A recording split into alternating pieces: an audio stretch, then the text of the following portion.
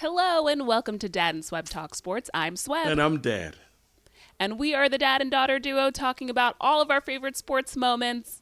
It's been a tough go of it, Dad. Before we jump into the sports moments from our teams, what have you been up to the past 2 weeks? Past 2 weeks, I've been all over the place, Sweb. Tell the people more. Weekend before last, I was up in New York. Last Saturday, I was in North Carolina. Now I'm back in South Carolina, getting packed up, ready to go back up to New York in 2 days, Sweb. Then by the weekend, I'll be back down in South Carolina. Good. Well, I'm happy for you. What were you doing in North Carolina? I was at the Duke lacrosse game, Sweb, on Saturday against Air Force Academy. Duke won 15-3, and my man Andrew McAdory scored 1 goal and had 3 assists. And your mother even said, "Man, every time he comes on the field, it just opens up the field for everyone else." And that's what. And she saw that. Well, she's seen so many games of different sports. She has an eye for this stuff now. Not bad. Mom's a lacrosse savant. Yeah. She has a good eye for what's going on a sports field. Basketball, We're going to baseball, have to now get her lacrosse. to join the pod. And this is her second. Yeah. Good luck. This is. That's a good joke. Would have to tie her down to a chair. You're in stitches right now over Mom joining the podcast. I'll ask her. I'll ask her. You ask her. Yeah, she usually says yes to me, as you do. I know how to get a yes out of people. Yeah. So, but the weekend before last, they played. No, that was the week before that. Sweb. They played Michigan. They were down by 2 goals with 4 minutes to go, and Andrew McAdory scored 2 goals, and then he scored a goal in overtime. And they won 8-7 against Michigan. So he scored the last 3 goals of the game, all in the last 4 minutes, and then 2 minutes of the overtime. This kid is incredible. Incredible. And he's turned you into a Duke fan. So For lacrosse, yeah. But that is pretty remarkable. But let me tell you what I did on Saturday. The game was at 12 noon at Duke, and the lacrosse stadium is just a short walk over to Cameron Indoor Stadium where the basketball arena is. So we got there. You know how I like to get to these games like early. So I got there like 2 hours early, walked around to see some of the other sports facilities. You walked around? Well, everything's kind of tight. It wasn't that long a walk. Everything is like right on top of everything. So walked over to Cameron Indoor Stadium, pulled the door, it's open.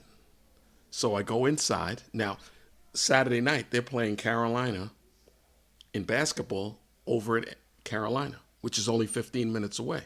So I go in and I said, I'm going to put a hex on this building. I want to put a hex on the Duke basketball program.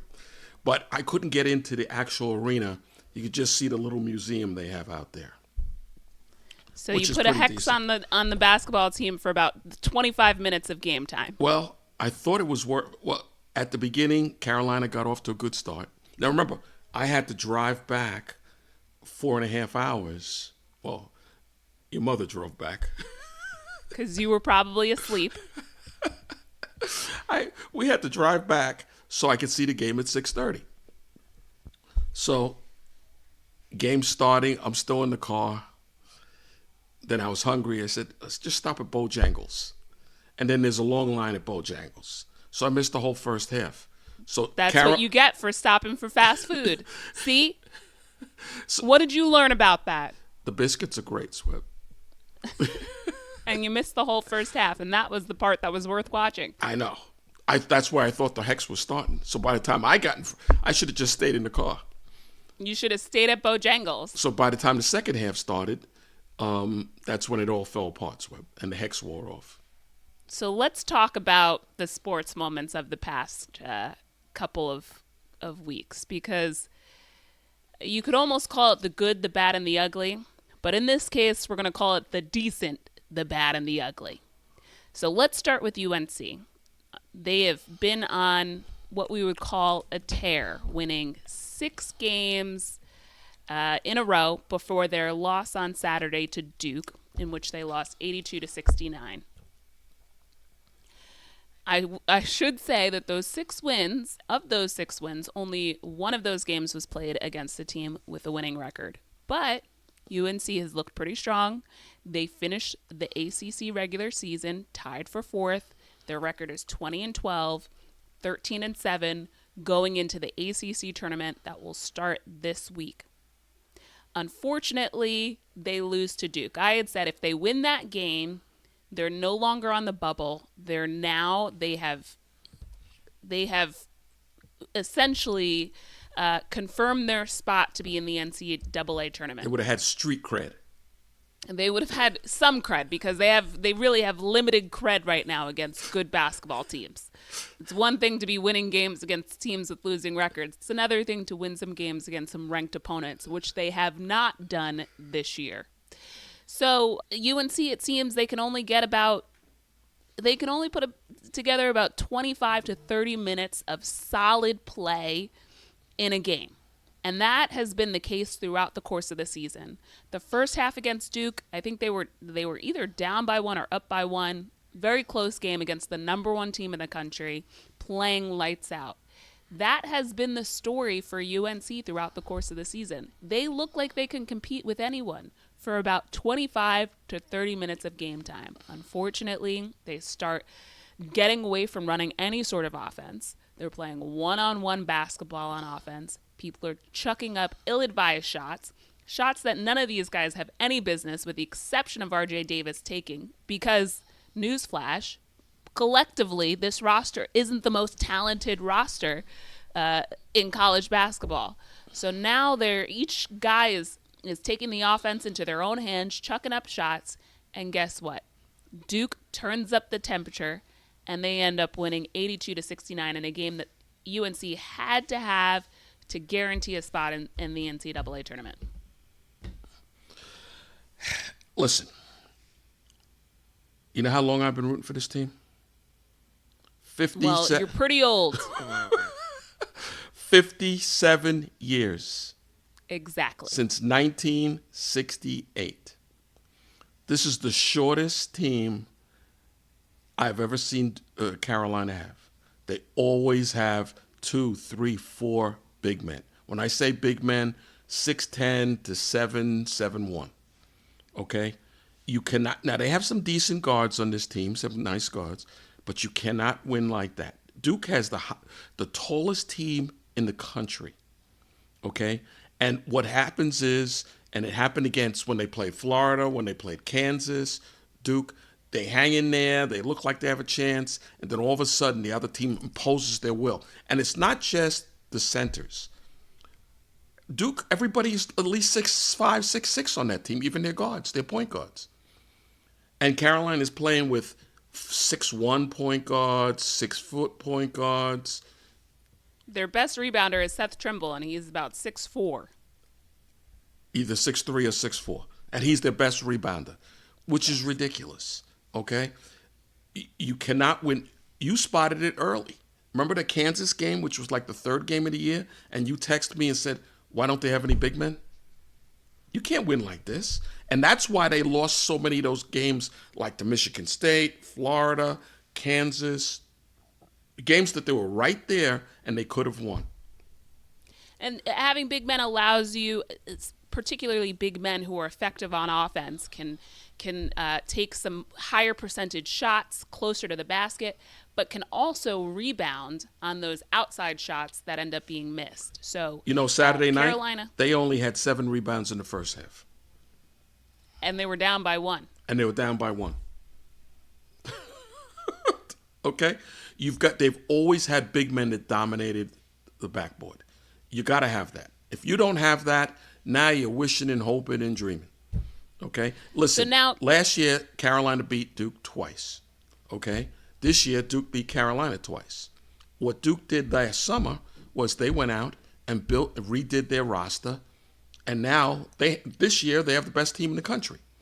They had the top class, the recruiting class for 2024 and going into next season, 2025. Yeah, but it's not just the rookie, the freshmen. It's all these other guys they picked up. They have guys that started on other teams that are like supplement bench players coming off the bench on this team.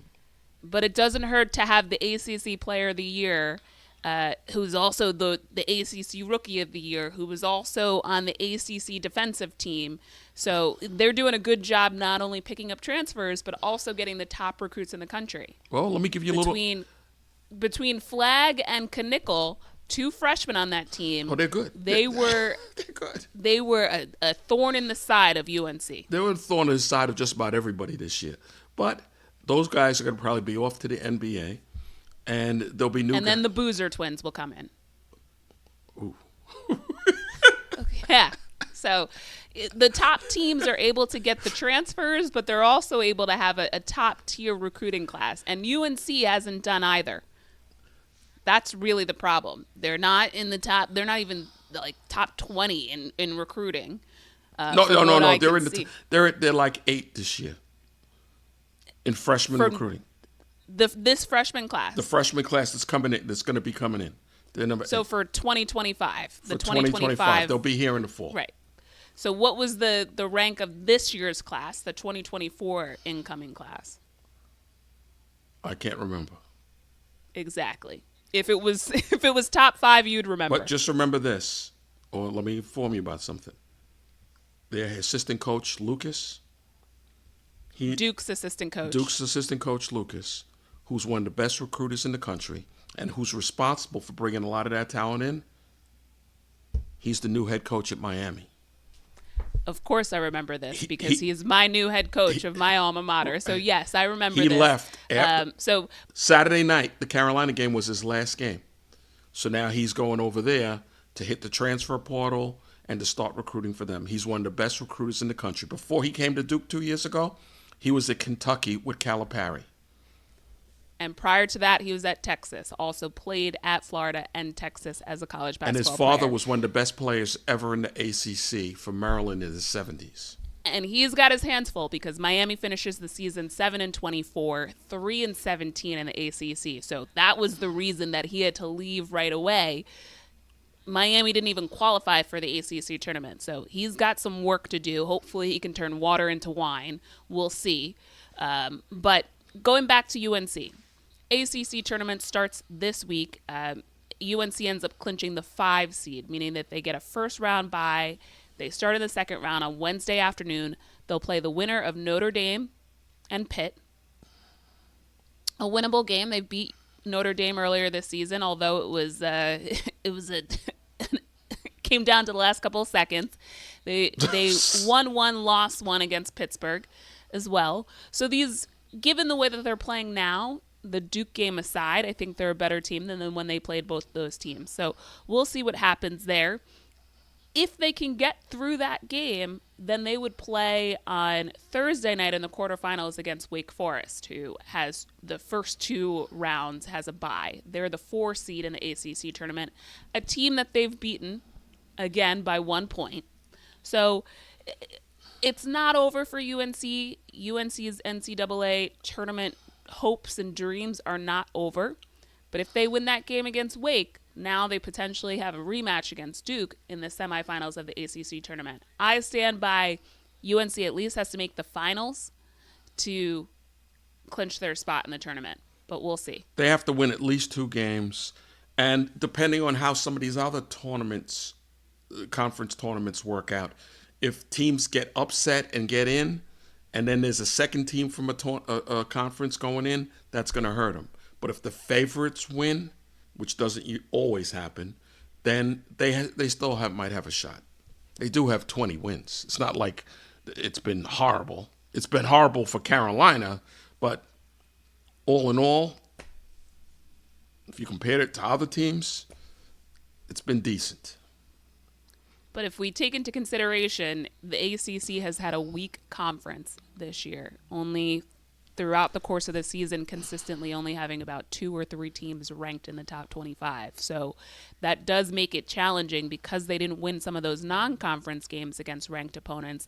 As the season went on, if you lose some games against early in that conference play, they go on a 6-game winning streak, but they end up playing a bunch of teams that have losing records. So it doesn't necessarily boost up the resume the way the committee usually likes to see. That's going to be their challenge.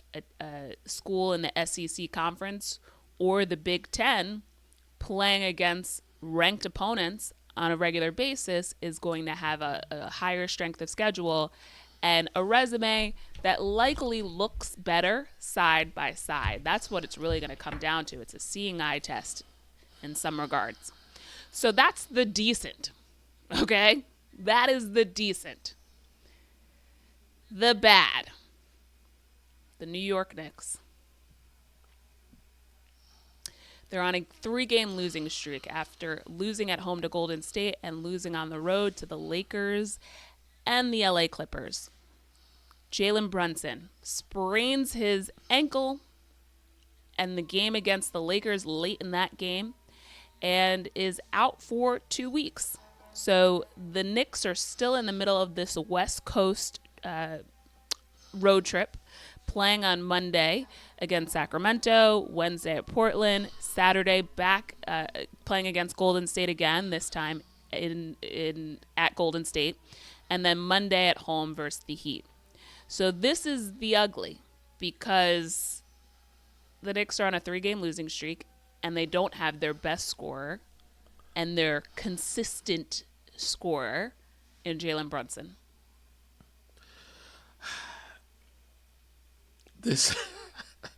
And they have a weak bench. And other teams have figured out how to defend them.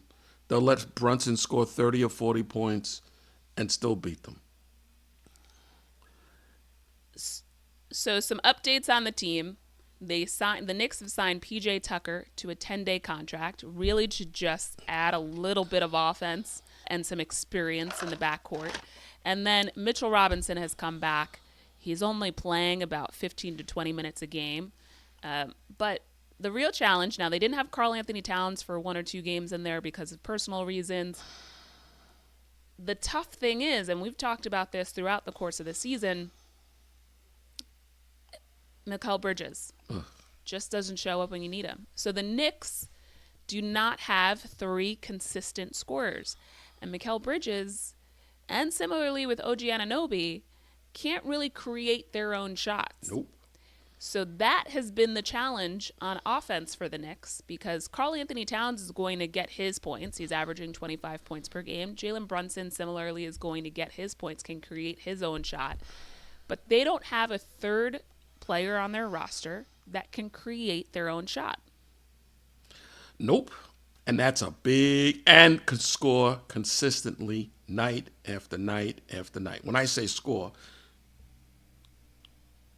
high teens every night. 18, 19 points, yes. Every night. Okay? He doesn't do it. And they gave up like they gave up 4 first-round defense. picks for this guy. And the thing is, it's not like he's playing lights out defense. Like OG Anunoby, right? He's not a player who's known to create his own shot. He can hit open shots. He can be effective offensively, but his game is that he's a great defender and can lock down players defensively. And we've seen in some of these games, when he turns it on, he can really turn it on. That's his game. I think the Knicks were hoping that Mikal Bridges would be this third scoring option that you could relieve some of the pressure off of Jalen Brunson, and that's just not the case. And I know that you weren't a fan of the trade for Karl Anthony Towns, but I think a player that would be really great in this offense would be Dante DiVincenzo because he can create his own shot and he can also hit shots consistently. At least he did last year. And Julius Randle. Do you know, I think Saturday night he had 10 assists in a game? But here's the thing. I don't think, obviously, we're saying Karl Anthony Towns has been great for the Knicks, right? If we're talking about guard play here, because Karl Anthony Towns is an upgrade from Julius Randle, if we're talking about guard play, that's, if we could switch Mikal Bridges and Dante DiVincenzo, the Knicks would have a way more effective offense. Now, something that I'm wondering is, do you, and this is tough, I know in the NBA there are egos involved, right? When a guy is always been the number one or number two guy on some of the rosters, or in his case in Phoenix, I think he was like the second or third option. In Brooklyn, there was a time where he was that second option. Do you start Deuce McBride and have Bridges coming off the bench? That might be good. He'd probably do better against the other team's second string. Because you got to have defense. Brunson, and just remember, they say 2 weeks. He sprains his ankle pretty good. Just because they say 2 weeks, he might go back out there hobbling around. You know how long it takes to get. And he's not good defensively with two healthy ankles. So right, that's the problem. And Towns isn't good. They don't have that good lateral movement to be able to. Now, with the return of Mitchell Robinson, you are adding some of that offense. Pressure Chichua when given minutes, although he didn't, now that Mitchell Robinson's back, his minutes have gone down. Also a very good defensive player. So the front court, depending on, you can get creative with these lineups to get these guys minutes so that, you can have a pretty strong defensive front court, even with Karl Anthony Towns on the court. The challenge will be, I think, in terms of the guard play, I'd love to see Deuce McBride start, although he's been a little inconsistent of late. Start. He can play better defense. He can also create a shot. He's also just more consistent with his shot. So I think that could, I'd like to see some changes there, because the thing too with Bridges when watching him is like, he's almost like not even on the court. He's like not even trying to get the ball in his hands. He reminds me of girls that I played with back in high school that wanted nothing to do with the ball, so they almost run the opposite direction of the hoop so that you don't even accidentally pass them the ball. I remember some of that. So that's the way it looks, and I don't know if it's a confidence thing or what's happening there. It seems to be a little bit of that, but it doesn't bode well for the Knicks. Oh, man. So that's the bad. Now, should we get into the ugly? Yeah, might as well. The New York Yankees. Garrett Cole. It's been suggested that he should get Tommy John elbow surgery. He's getting a second opinion. Giancarlo Stanton has 2 bum elbows, so seemingly can't use his arms right now. Jonathan Loáisiga was injured last year. We knew it would take him some time to come back. He is out with an elbow injury, but it started to throw off a mound as of last week. Still not completely healthy, obviously. One of the Yankees' key signings this offseason to shore up that bullpen. Luis Gil, out 3 months with a lat injury. DJ LeMahieu was in discussions to be the Yankees' starting third baseman, although I was never a fan of that option. Left calf strain. He's out. And Jake Cousins also out with a forearm injury. So the Yankees have Aaron Judge, Max Fried, and a bunch of average players, and then a bunch of players with no elbows. Have you been watching the exhibition games? I have not. I have. They have a lot of young hitters that can hit. They have a lot of young hitters that can hit. And instead of going out and picking up, making trades now, panicking and getting guys, it's a long season. It's a 6-month season. They need to just let some of these young players, give some of these young players a chance to play and see what happens. Well, I'm not as concerned with Giancarlo Stanton being injured, because I think you can have Spencer Jones on the opening day roster who can play left field and also can be the DH from the time to time. He's one of the Yankees' younger draft picks in the past couple of years, but he has played very well. So I'm not as concerned with Giancarlo Stanton being hurt. I'm more concerned with two of the Yankees' starting pitchers being hurt, and what seems like one could be out for the entire year, and one it's going to be 3 months, which really ends up being about 4 to 5 months. 3 months is best case scenario. They have some young pitchers. They have to give them a chance to pitch. And this is why in the draft last summer, the first 7 draft picks were all pitchers from the SEC, Alabama, LSU, from those kind of schools. Well, now it takes a while to get from the majors to not everyone's going to be Paul Skeens. No, but they have other guys in the pipeline, other young pitchers in the pipeline. One of them pitched today in the exhibition game. You got to give these young players a chance to play. That's it. No sense in starting trading off all these guys for some old guys that might come here and not even be able to, might not do well. Give the young players a chance to play. You just made the World Series last year. See what happens. So the decent, the bad, and the ugly. We talked about some good with Miami picking up Jai Lucas and signing him to a 5-year deal to be the starting head coach of the Miami basketball team. Has secured the past 2 years the top recruiting class for Duke. So that's some good. The Jets. The Jets made some noise on Monday afternoon, signing Justin Fields to a 2-year contract for $40 million, $30 million of that guaranteed. Hopefully, it'll be a good deal. Just to run through some stats, not to really, continue. Before you get to those stats, he's played 4 years in when he came out of high school, he was the top quarterback in the country. He went to the University of Georgia. They were in the middle of winning championships and stuff. And they already had a seasoned quarterback, so he sat on the bench. After that season, he left and went and transferred to Ohio State and immediately started and played great for 2 seasons. And after those 2 seasons, he went to the NFL. So he hasn't had, coming into the NFL, he didn't have that much experience. So he gets drafted fairly high by Chicago. 11th pick. 11th pick. And he didn't have a real good team around him. Like a good offensive line. Sound familiar?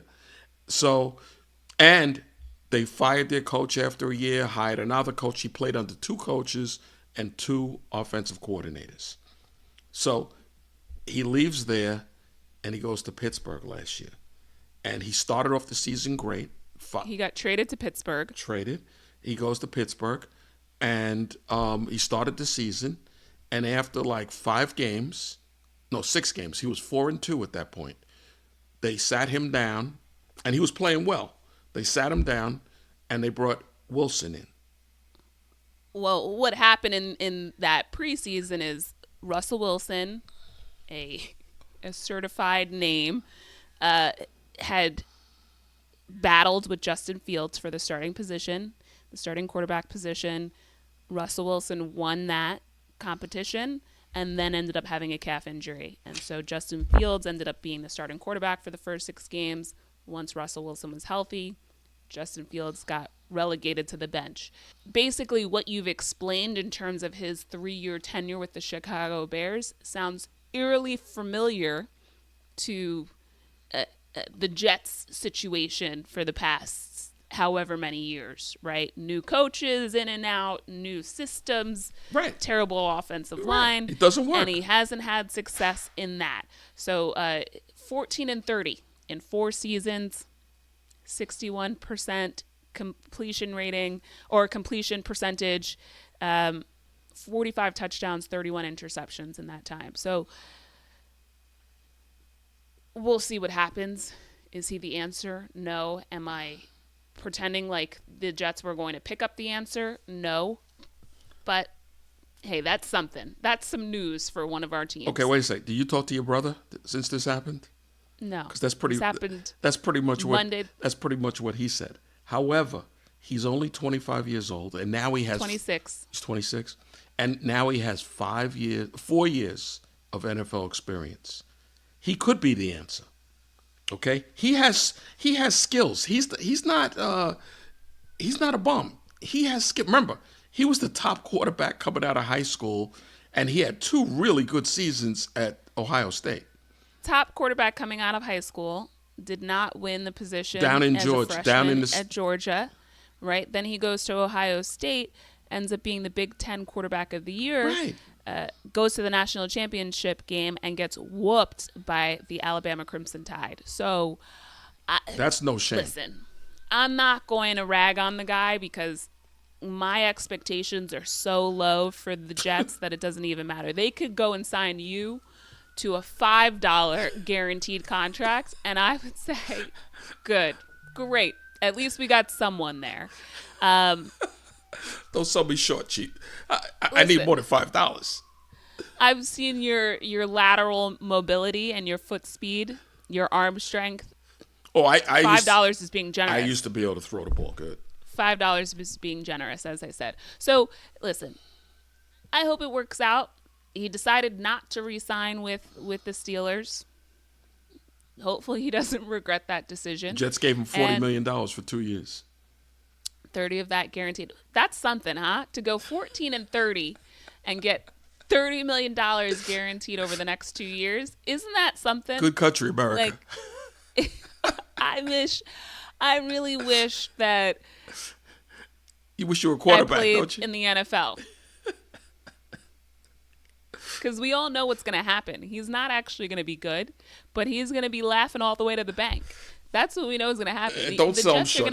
Give him a chance. He could be good. The Jets are going to have 2 losing seasons, and he's going to be laughing all the way to the bank. If they give him the offensive line improved a lot last year. I think they have one spot they have to plug. If they can do that, and they can put together a decent defense, they have a good running game, and pick up another receiver or two, they're going to have 2 pretty high draft picks in the first and second round. They have a chance to have a decent team.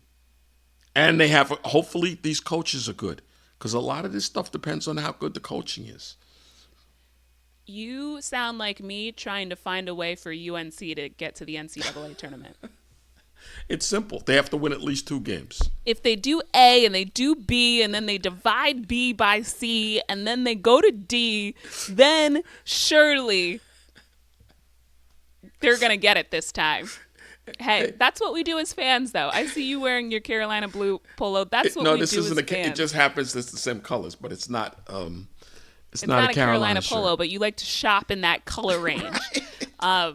So this is what we do as fans. We talk ourselves into things. Seemingly the impossible becomes possible if you think about it enough. So let's end this episode on a high note. Whoa. Let me give you one low to? note first. Breaking news, Garrett Cole is gone for the year. Tommy John surgery. You won't see him until next summer. And he's like 33. Mm-hmm. So. But he'll have a totally reconstructed arm. His arm will be like 25. So, yeah, it's a tough life out here. If you're a fan of any of our teams, hasn't been a good week. Dad, are you looking forward to anything this upcoming week and weekend? Yeah, I'm looking forward to your nephew's soccer practice on Saturday. Well, that's something. That'll actually be fun because I was going to say I'm looking forward to the ACC tournament, but we'll know on Wednesday if it's still worth looking forward to. College basketball in full swing, postseason, gearing up for the NCAA tournament, and there is nothing better than March Madness and being able to watch the game with a bunch of people who you don't know who are screaming at the TV. So obviously, I'm excited for that. UNC plays on Wednesday afternoon at 2:30, so I'm going to have to figure out how to set up my phone in my office so that I can have the game going. And then guess what I did last night? What? You know how I always like to be on the cutting edge of the information? I've been going to so many men's lacrosse games and watching so many men's. The women's game is totally different. It is. So because your niece has some potential and she's been working hard, I watched Xavier University versus University of South Florida lacrosse game on tape on ESPN Plus last night. No shade to either of those programs, but if you want to watch women's lacrosse, I would probably start with some programs like UNC, Northwestern, Boston College, some of the top tier programs. I'm not they sure didn't that have I'd any be of their tuning games into on the Xavier. ESPS Plus feed in tape today. So I figured, you know what? Let me watch the South Florida game. It's Florida. It's hot. They have a nice facility they built down there for women's lacrosse. They have a bunch of Long Island girls on the team. So there's a lot of, it's totally different. It's wide open. Speed kills in the women's game. Well, do you want to leave us with a tip of the week? Yeah. You know how I always told you, you always want to strive to be the best at anything you do? Yes. And that's what was drilled into my head from when I was a little kid. I don't care what you guys do. My mother speaking to us. Strive to be the best at everything you touch, everything you do. And in order to do that, you have to make sacrifices. You have to work real hard. You have to set a goal first. You have to set short-term goal, long-term goal. You have to put a plan together, and then you have to work real hard. And a lot of times, if you really want to get where you want to get, you have to sacrifice things. Like if you're in school and you want to get good grades and your friends come and they want to take you out and they want you to go here, or they want you to go to the beach, they want you to go there. And if you know you got a test coming up, or if you want to just stay ahead of things, you know you got to study. You know you got to do your homework. You got to write a paper. You got to do whatever. So you got to make sacrifices. When your brother got his first full-time job, I said, if you want to be successful, you got to get there early, work through lunch, stay late if you have to. And that works out. And people that worked for me that did that, I was always impressed. And they always did well. So the moral of the story is you've got to make sacrifices. If you want to... Bring it home, Dad. Bring it home. If you want to do well, and if you want to succeed and be top shelf, you got to make sacrifices. You got to work hard, but you got to make sacrifices. That's my tip of the week, Swebb. All right. You heard it here from the man. You got to make sacrifices. And that concludes this week's episode of Dad and Swebb Talk Sports. Be sure to follow us at Dad and Swebb on Instagram and X, and subscribe on YouTube and Rumble, and share this episode with a friend, even though we were a little bit sad this week because of all the hardships of our teams. But we're hanging in there. We're going to make some sacrifices, and we will see you next week. So long. Thank you for tuning in to Dad and Swebb Talk Sports, the show where we cover all of our favorite sports moments from the past week. Don't forget to subscribe on YouTube and Rumble, and follow us at Dad and Swebb on Instagram and X. See you next week.